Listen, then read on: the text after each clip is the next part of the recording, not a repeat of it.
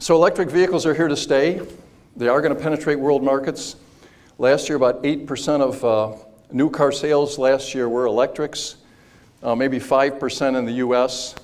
Many of the European countries over 20%. We now have about 16 million EVs on the road out of 1.4 billion light vehicles. And by the way, this doesn't include hybrid cars that aren't plug-in, that have an internal combustion engine and an electric engine as well, like the early Prius. There's about 10 million of those out there as well. Automakers are all in for EVs. Tesla producing 300,000 cars per quarter. All the majors, GM all electric by 2035. GM recently announced, I think a week or two ago, that they wanted to buy all green steel in Europe. Not sure where they're going to get that from, but that's their plan.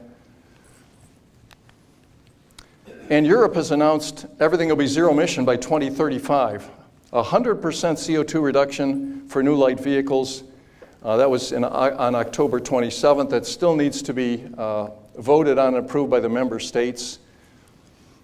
I think that means they're not going to allow hybrids that have internal combustion engines. I tend to think hybrids are a pretty good idea. You know, it's you combine the best of an electric, and you got the two engines, a little more expensive maybe. But I think they want to get rid of anything that's an internal combustion engine. Electric vehicles have certain advantages. The big one is you can charge at home, which can be less expensive and very convenient. Quieter ride, simpler engines, lower maintenance.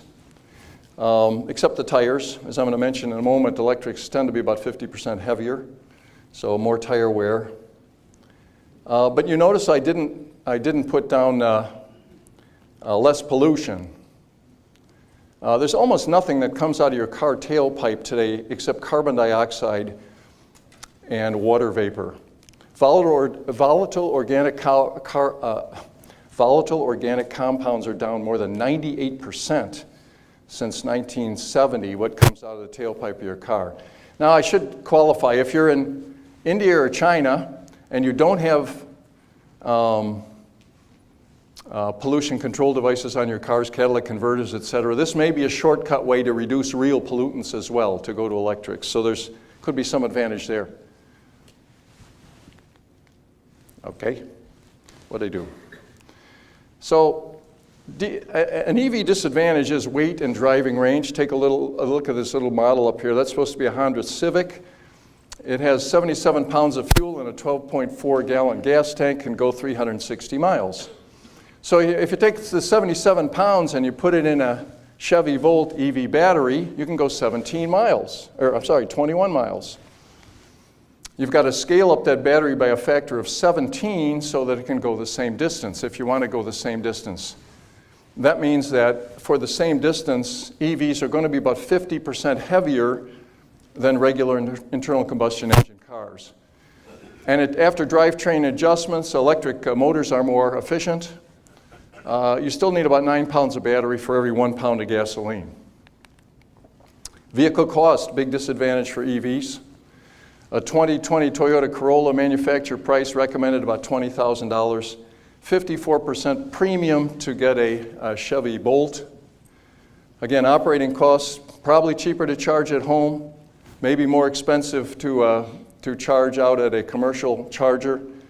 And in Europe, with the price of electricity, it's very quickly going to get more expensive to charge at home than to use a petrol vehicle. During this recent energy crisis, the price of petrol in the UK was up about 40%, and the price of electricity would be up about 7 or 8 times.